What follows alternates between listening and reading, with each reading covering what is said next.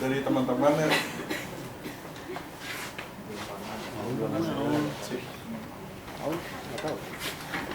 Palan. Awan itu. Pasar bola. Awan itu. Seletnya selet. Dok.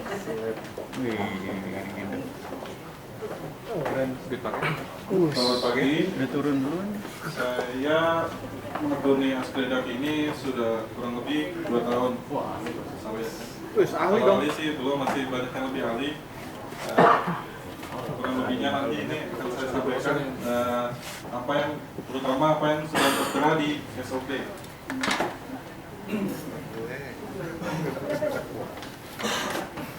Tentang Askedak, teman-teman mungkin asuransi kredit perdagangan nggak terlalu banyak di asuransi lainnya, mungkin hanya di tempat kita namanya Askedak ini. Kenapa kita latar belakang dari Askedak, kenapa timbulnya dari Askedak itu seperti apa sih? Kita melihat dari mekanisme pembayaran transaksi perdagangan. Nah, kenapa dari pembayaran transaksi perdagangan? Karena misalnya dalam transaksi itu kita mengenal ada tunai, pembayaran secara tunai dan pembayaran secara kredit. Untuk pembayaran secara tunai di sini ada kelemahannya, di mana di situ timbul suatu risiko keterbatasan dana. Jadi kita di sini melihat Askedak ini adalah seller dan buyer, di mana adalah penjual dan pembeli antara pabrik manufaktur dengan nasabahnya. Di sini kita melihat pabrik apabila melakukan transaksi secara tunai, itu mereka akan terganggu modal yang dimilikinya. Kenapa? Karena secara tunai berarti dia secara langsung mengeluarkan dana ya terlalu besar. Sedangkan dengan sistem kredit di sini resikonya mereka dari sisi seller adalah kegagalan pembayaran atau ya piutang macet atau tidak membayar nasabah.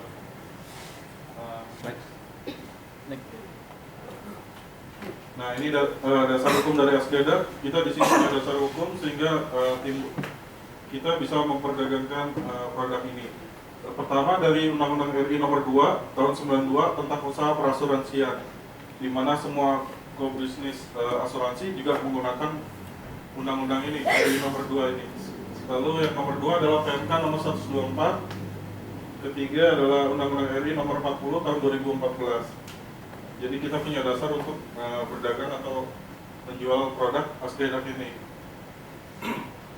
Dari Askedak itu sendiri, definisi yang kita lihat di SOP pertama kali ya, proteksi atas resiko kegagalan pembayaran sejumlah hutang atau standing amount oleh debitur atau buyer atau pembeli sesuai kontrak perdagangan atau perjanjian kredit tertentu antara tertanggung seller dengan debitur di wilayah hukum Republik Indonesia. Di sini kita batasi kalau Askedak ini secara domestik atau hanya di wilayah Indonesia aja. Nah, di sini yang paling penting dari Askedak itu adalah transaksi perdagangan yang dimaksud harus dilakukan secara berulang atau terus-menerus atau continue atau revolving. Di sini yang dimaksud berulang atau terus-menerus apabila kita bayangkan suatu pabrik, sifat dari barang yang dijual seperti consumer good atau misalnya yang penjualannya atau perputaran penjualannya itu cepat sekali kayak Aqua, Yakult, salah satunya yang dikonsumsi sehari-hari. Next. Nah, ini benefit dari Askedak atau keuntungan dari Askedak. Nah, yang ini plus ini perumpamannya di mana Askedak itu increasing capacity atau meningkatkan kapasitas penjualan dari si buyer dengan adanya Askedak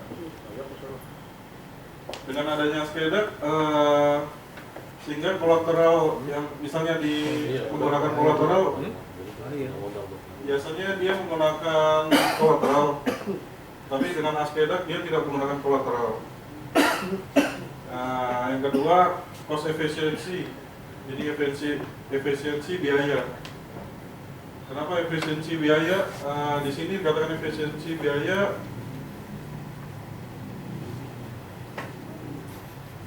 karena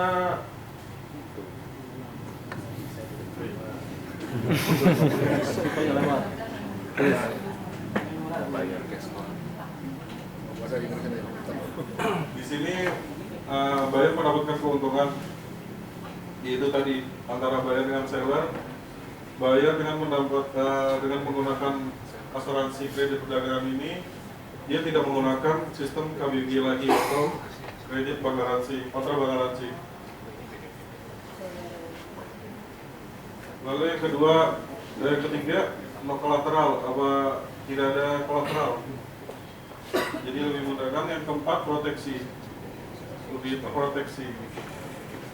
Lalu di sini kekurangan dengan menggunakan bank garansi atau SKBDN. Di sini seller mensyaratkan kolateral kepada bayarnya, sehingga dia biayanya lebih besar.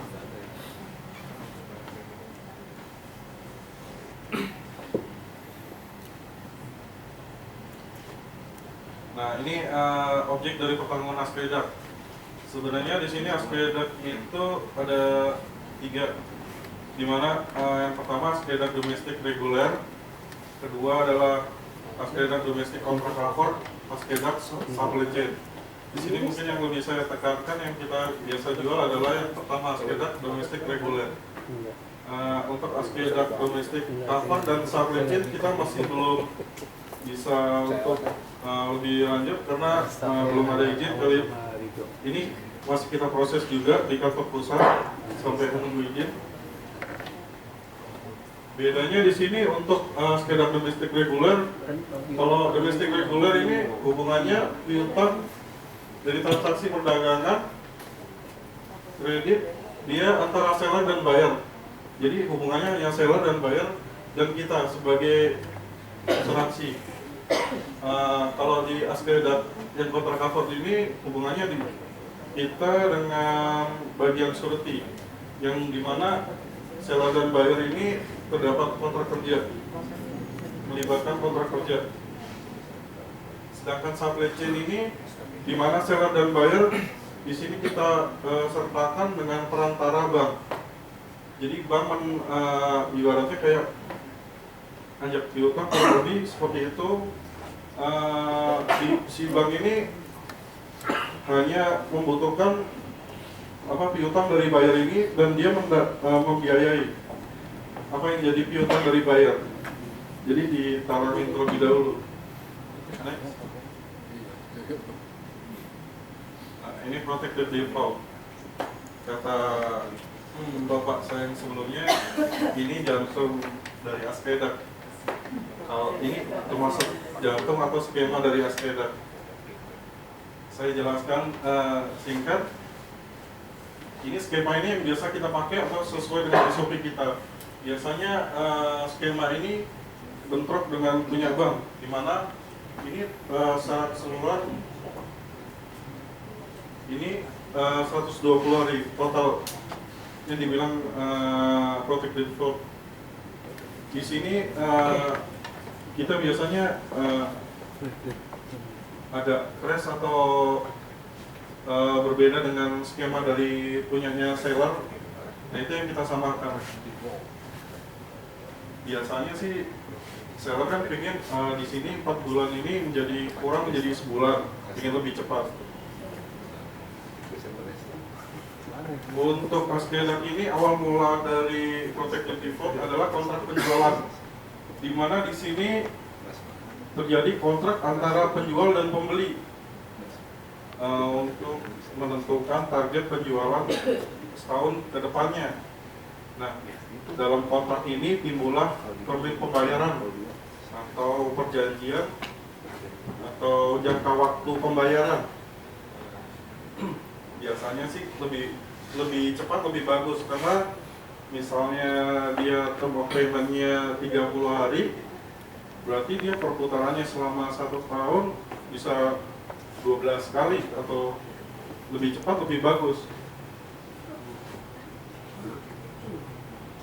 Ini TOP. Nah, kita baru mulai project default itu di sini. Setelah TOP itu, atau kita bisa bilang invoice atau kontrak penjualan itu selesai,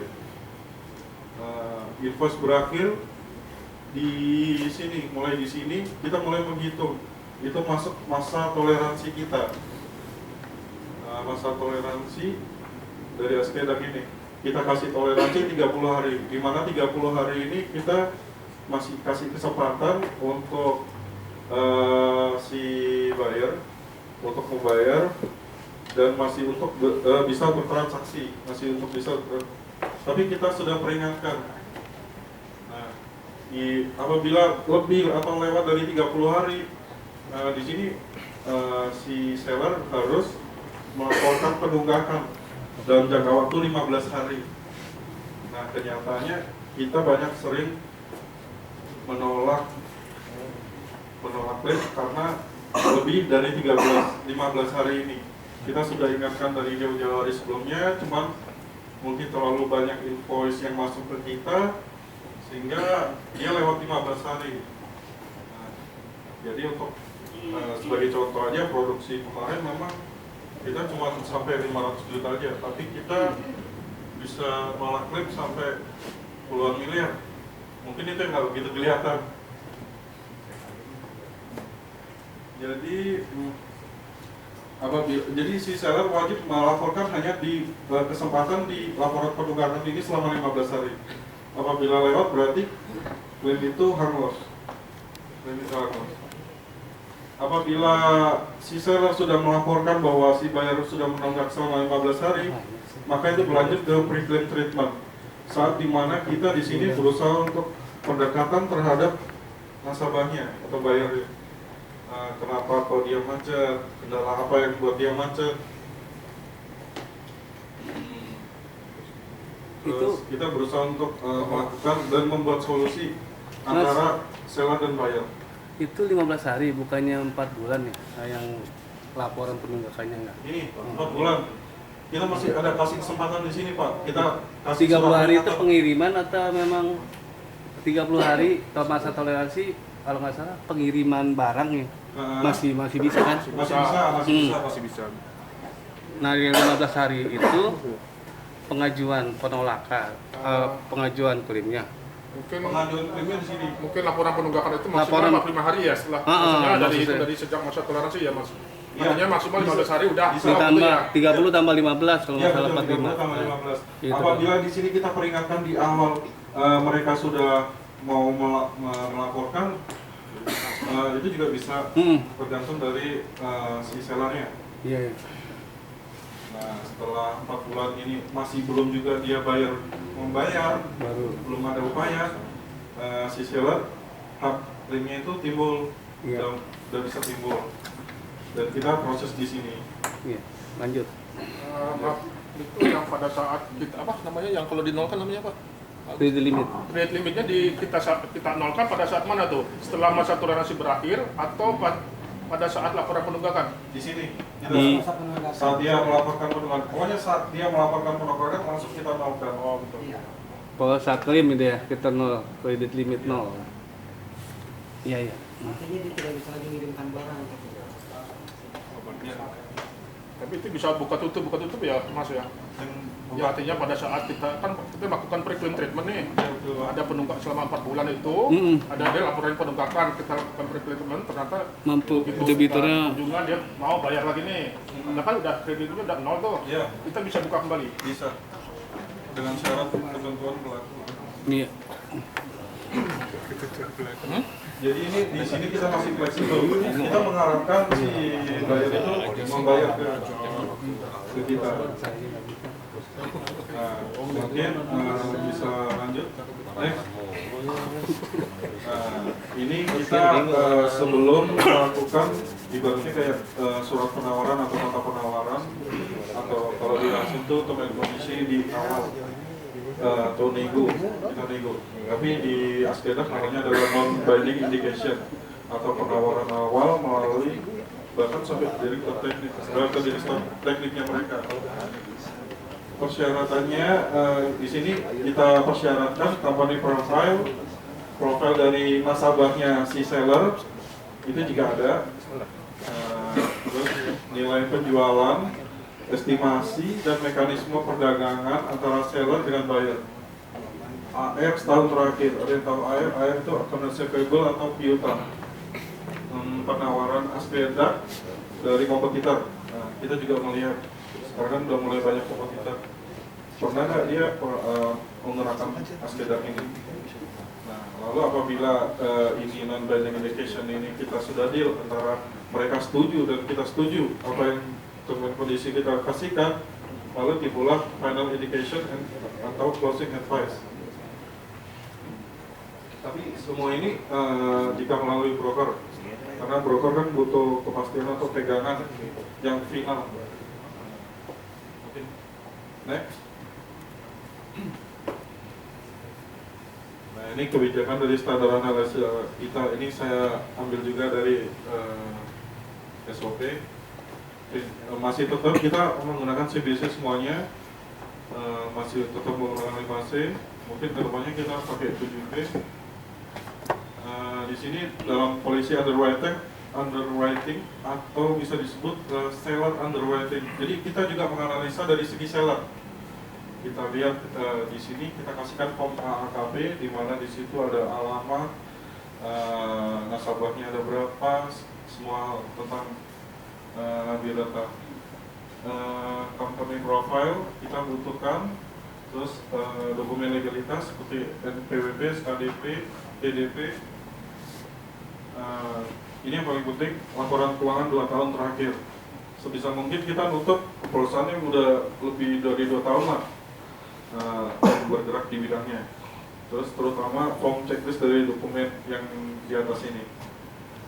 Lalu kita juga menganalisa atau mengunderwriting dari segi buyer. Apa yang dianalisa? Di sini kita punya form BAKB, itu kurang lebih sama dengan AKB, cuma formatnya khusus untuk buyer. Di sini sales record minimal 6 bulan. Kita minta record histori dari penjualan selama 6 bulan.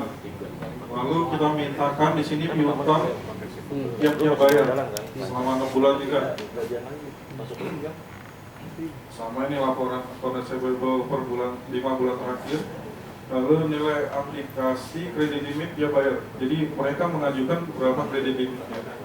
Di situ kita bisa menghitung dari penjualan dan piutang, kita bisa menghitung analisa kredit limit yang bisa kita beri. Next.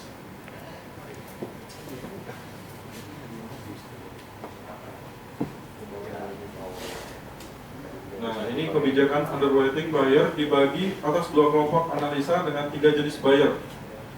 Dulu kita harga mati cuman kita persyaratkan buyer yang masuk ke kita itu harus 2 tahun. Tapi kedepannya nanti kita coba rubah atau kita rubah visinya, kita lebih fleksibel lagi. Kita bisa menerima buyer yang kurang dari 2 tahun, tapi dengan syarat dan ketentuan berlaku. Lalu kita juga bisa menerima buyer yang baru bergabung. Nah, kalau yang sebelumnya yang buyer di atas 2 tahun, kita analisanya di sini yang pertama kita informasi mengenai buyer itu kita mintakan kepada seller, karena mungkin kalau di website kita lihat itu nggak terlalu lengkap dan perusahaannya nggak terlalu terlihat, kadang susah untuk terlacak.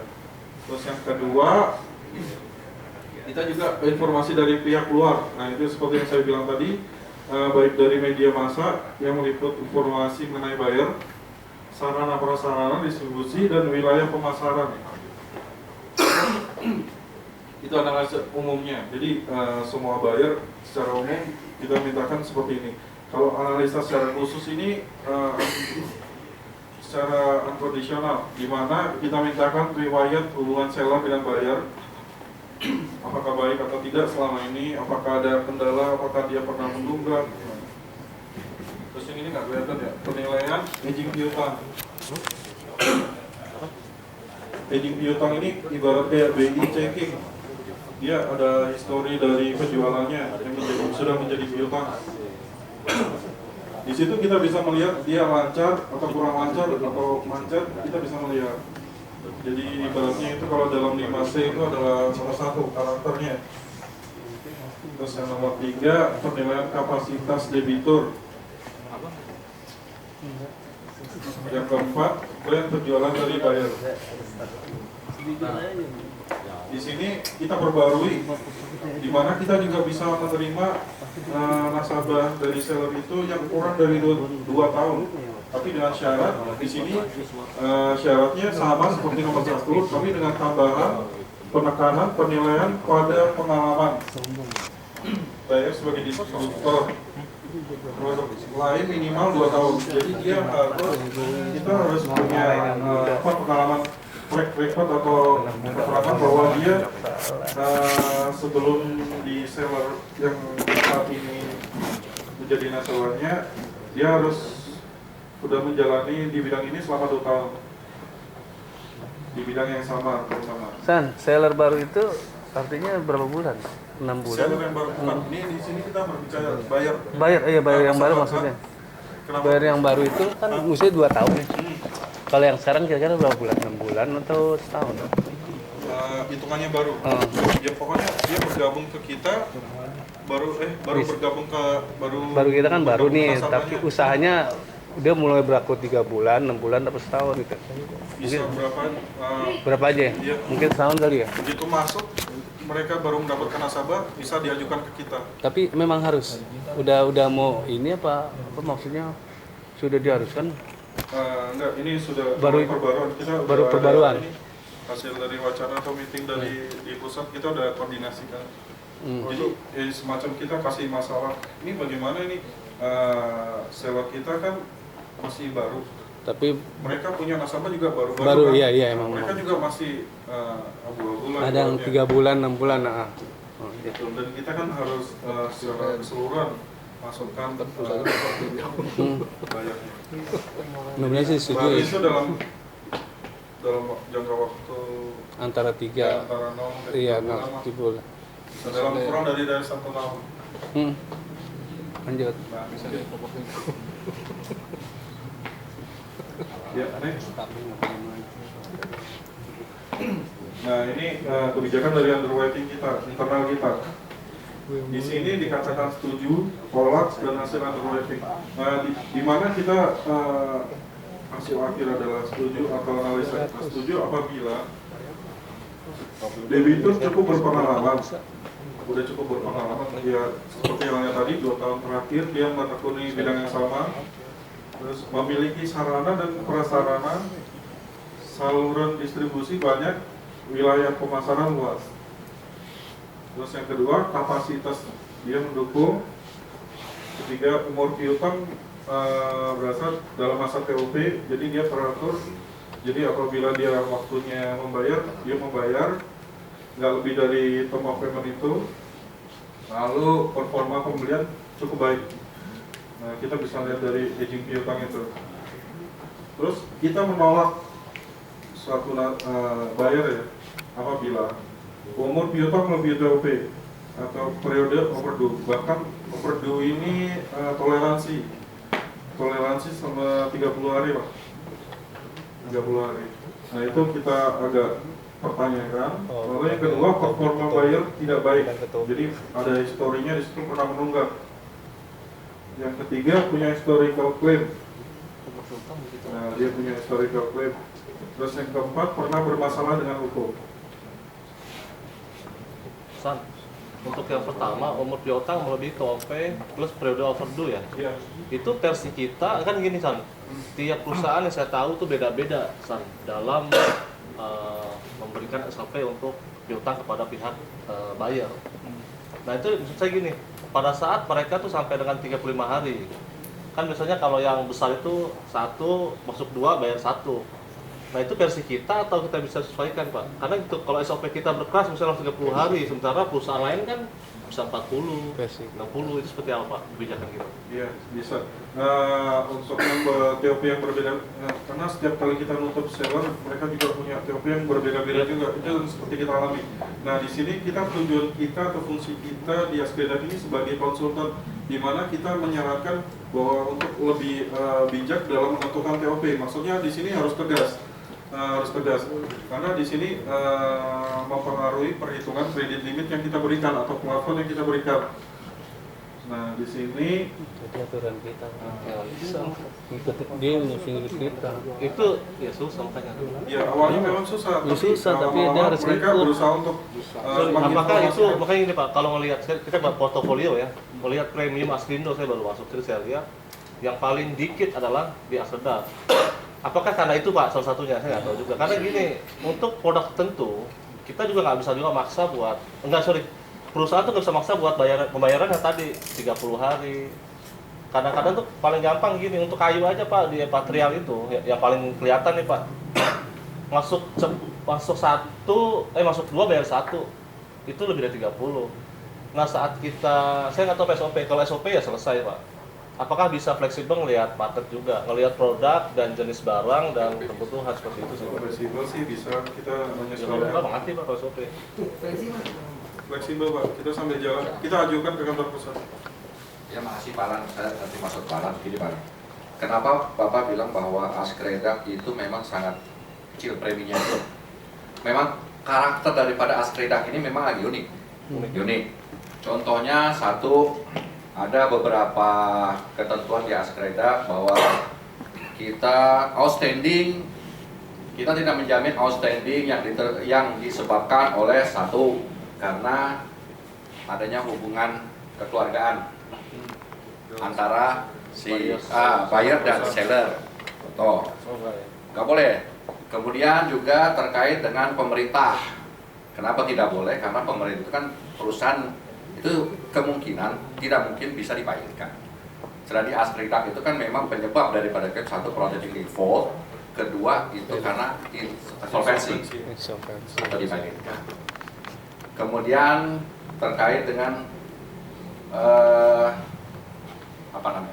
pemerintah, saya lupa itu ada beberapa. Bencana alam gitu. Ya, bencana alam.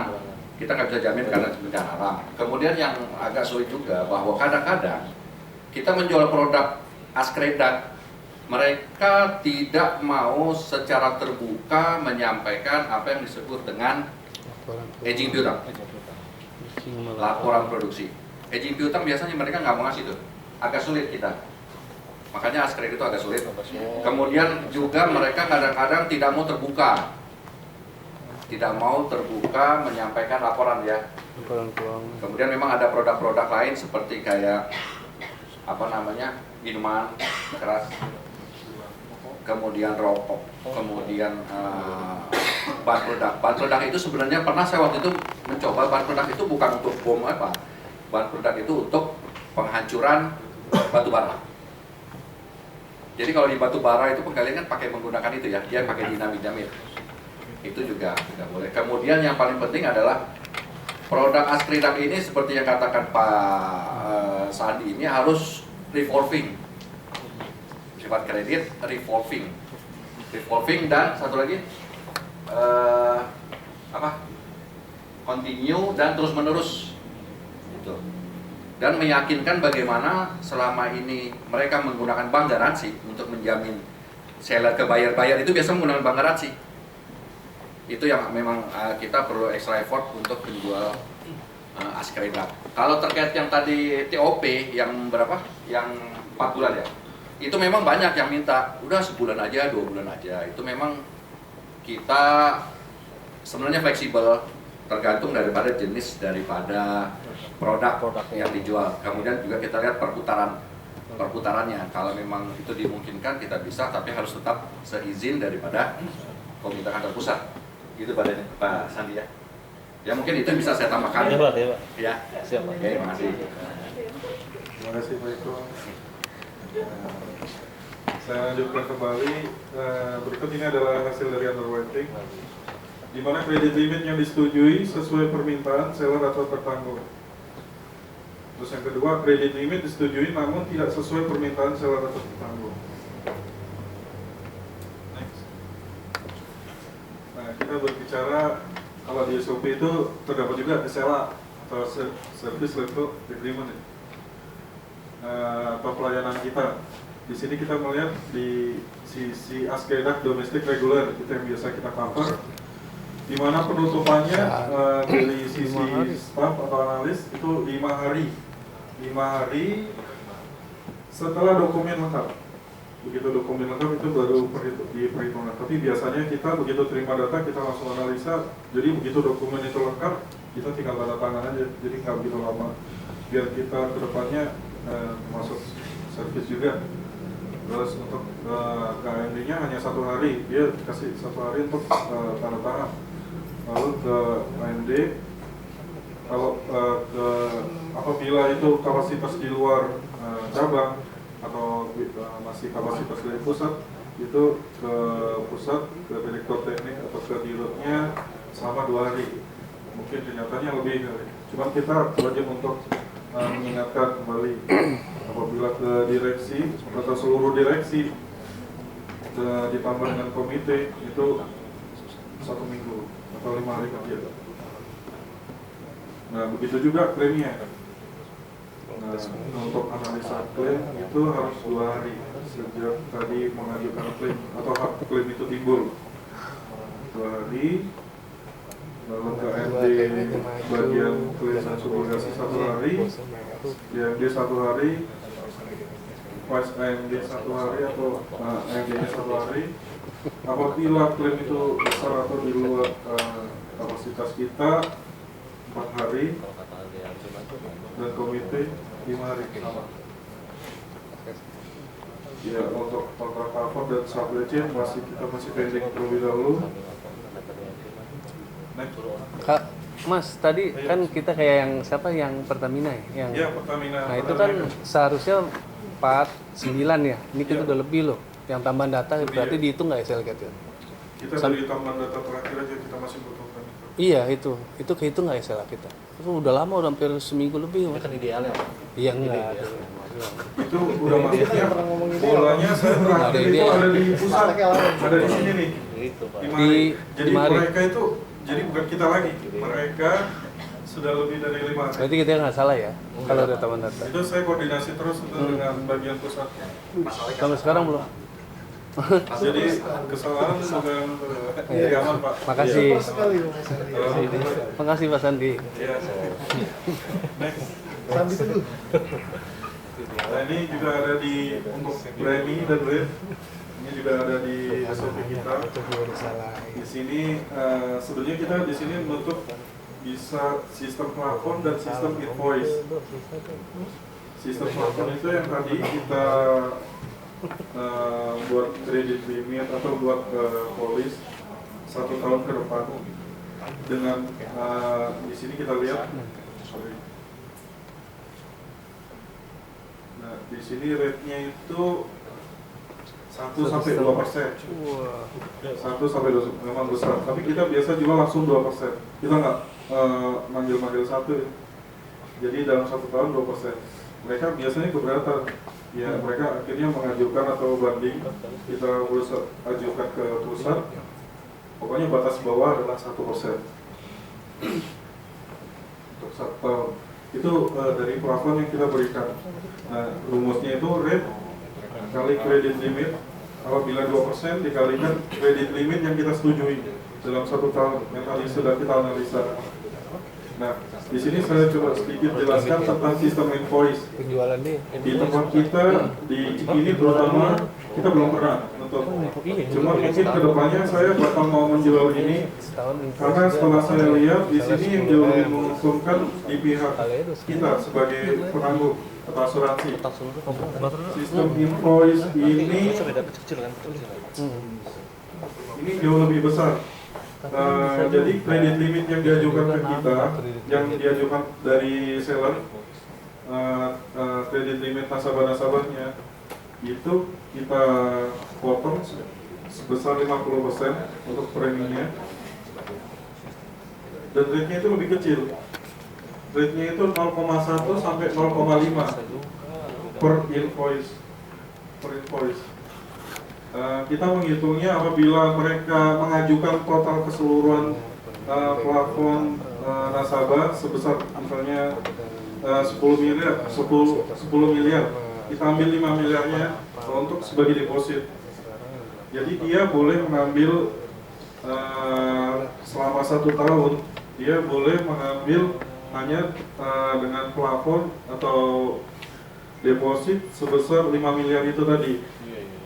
Biasanya sih kurang, nambah. Nah itu bisa di top up di tengah jalan.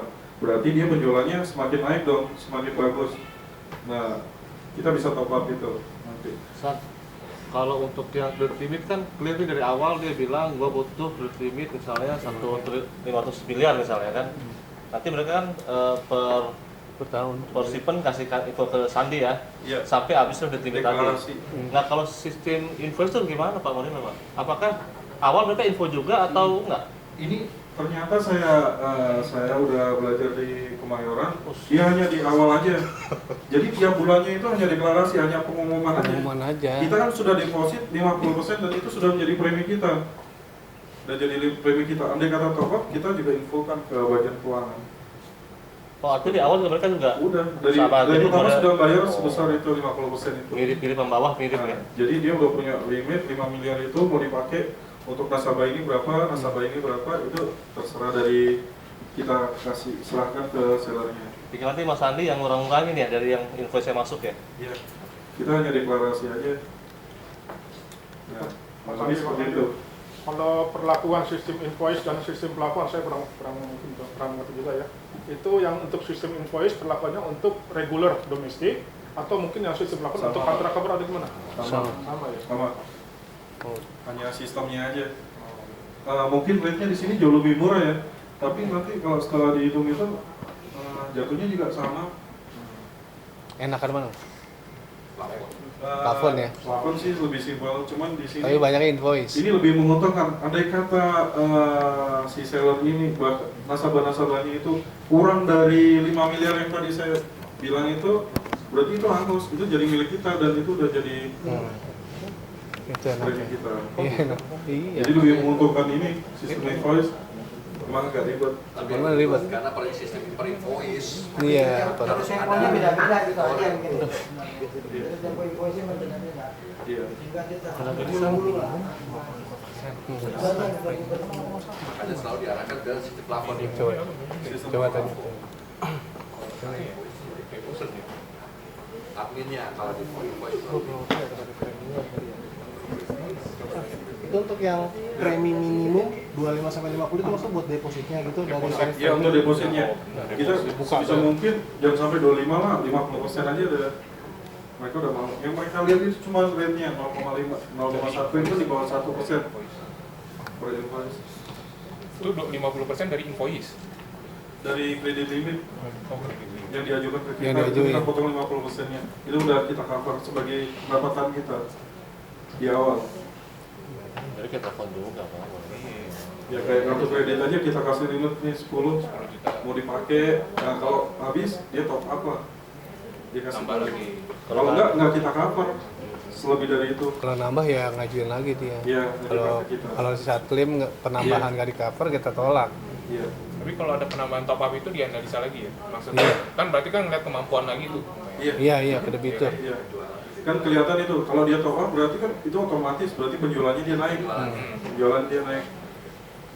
Pak Sandi tanya lagi dong untuk contohnya untuk sistem invoice dalam kondisi tertentu, contohnya pada saat mau lebaran, Natal gitu ya, tahun baru atau gimana gitu ya, itu kan ada kondisi-kondisi di mana si seller itu akan menjual secara besar-besaran kepada supaya bayar untuk menjual secara lebih besar kapasitasnya.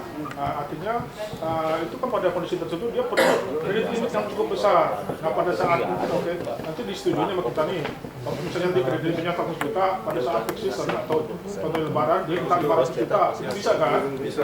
Tapi nanti sistemnya balik lagi ke awal atau tetap yang 500 juta itu? Ya, tetap kita sesuai ini. Tetap kita tetap Balik sesuai setelah garansi kembali lagi ke awal ya. dan properti itu kan biasanya kan penjualan besar banget itu Pak. Nah kadang itu kalau bisa melampaui, kalau enggak berarti hangus. Tapi itu tetap jadi pendapatan kita. Masih tetap. Ya, artinya pada saat peak seasonnya udah lewat, itu kembali ke awal lagi kredit limitnya. Enggak. Tetap ya. Tapi sudah kan ini teks sementara. Paling apa? Ya, yang lewat kembali gitu juga ke awal. Mana ada perjanjian kerja kontrak kerja sama gitu kan? Ya, kali. kurang lebih seperti itu. Kalau yang ini dia dari sistem ini konstruksi dan non konstruksi. Nah ini masuknya kontrak. Jadi nggak saya bahas terlebih dulu. Next. Ya terima kasih menyampaikan dari saya. Nanti boleh satu lagi. Tadi di awal Pak Eko sampaikan bahasa tertarik juga. Aspredak ini pada saat sebelumnya kan seller dengan buyer sudah berjalan dengan dengan penutup secara bank garansi ya. Artinya saya mau tanya nih, yang selama ini seller sudah nyaman dengan bank garansi atau ada Aspredak masuk nih. Saya mau tahu apa sih kiat-kiat dari kita untuk meyakinkan seller bahwa dengan produk Aspredak ini lebih unggul. Saya tahu kiat-kiatnya karena kan penutupan Aspredak itu cukup lama jangka waktunya ya, nggak sebulan 2 bulan, bisa 6 bulan minimal mungkin. Itu gimana Pak Dani? Itu masuknya ke benefit kita. Biasanya kita datang itu mereka si seller itu mereka sudah punya garansi, jadi mereka sudah nyaman. Tapi di sini yang membantu kita meyakinkan mereka bahwa dengan adanya Aspredak atau Aspredak perdagangan ini si buyer ini tidak perlu lagi KBG ini bisa 100%, jadi dia bisa bahkan nggak ada sama sekali. Dan itu membantu sekali, membantu dalam hal kredit limit dia bisa lebih banyak lagi, lebih fleksibel lagi. Nah, itu kalau dari segi buyer. Kalau dari segi seller ya dia jauh lebih aman aja, lebih terproteksi, lebih aman aja. Ya, kalau bank garansi lebih, kalau secara awam kalau misalnya nggak tahu kan lebih aman bank garansi pada Aspredak 100% cash deposit. Itu gimana Pak? Yakinkan, berusaha meyakinkan gimana? Ini Pak Mas Iberman. Kalau penggunaan bank garansi sebenarnya sama dengan garansi dari bank security, karena kalau bank garansi kan siap dia perlu ngambil barang, dia kasih jaminan bank garansi 10 miliar. Nanti pada saat dia penjualannya bagus, dia perlu jaminan lagi, minta lagi. Kan modal kerjanya dia akan tertahan. Kalau dia pakai modal kerja, dia 100% ditahan kan, ya. Jadi kalau sudah dikasih kredit limit, kan dia akan menggunakan terus kredit limitnya kayak rollover gitu kan, terus menurut begitu dia kira-kira perlu peningkatan kredit limit karena penjualannya bagus, dia kan minta lagi kan, biasa ke kita ya, tolong deh peningkatan kredit limit untuk buyer saya karena porsi penjualannya dan kalau sebenarnya kalau liquid tidak liquid ya sebenarnya bank garansi juga itu kan tergantung sekarang gimana kita aja seperti itu bayar itu sesuai ketentuan itu ya cuma itu aja karena dia tidak perlu dia mengajukan bank garansi kan modal kerja ya itu aja Pak Irman. Saya tambahkan sedikit Pak Irman, di sini yang kita datangi dan seller yang sudah punya KBG itu dia yang ibaratnya sudah kuat di dalam modalnya atau perusahaannya udah kuat, jadi nggak perlu lah jadi hanya ya pakai KBG aja udah cukup biasanya seperti itu. kita biasanya datang ke seller di mana dia atau manufaktur yang ingin berkembang dan membantu nasabah-nasabahnya untuk mengembangkan kapasitas pemasaran. Kita kayak PT Garam. Mungkin dari teman-teman ada yang masih bingung sama sepeda? Nanti saya lagi Bisa nanti hubungi saya di meja nomor 2. praktek langsung ya San. Mungkin lebih enak kalau satu Langsung praktek. Beripat. Face to face ya gitu ya. Saya 2 hari aja deh. Ini Yuli. Iya, 2 hari aja. Iya, lebih cepat. San. Apa sih? Jawa soalnya. Oke, San. Boleh San. Oke, baik. Terima kasih teman-teman atas waktunya, atas perhatiannya. Lalu sebelumnya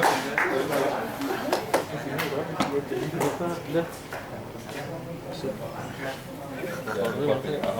Makan ya, mama enggak mau.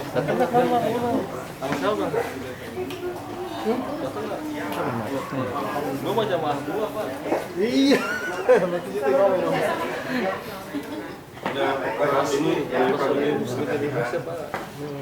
Ya, mohon.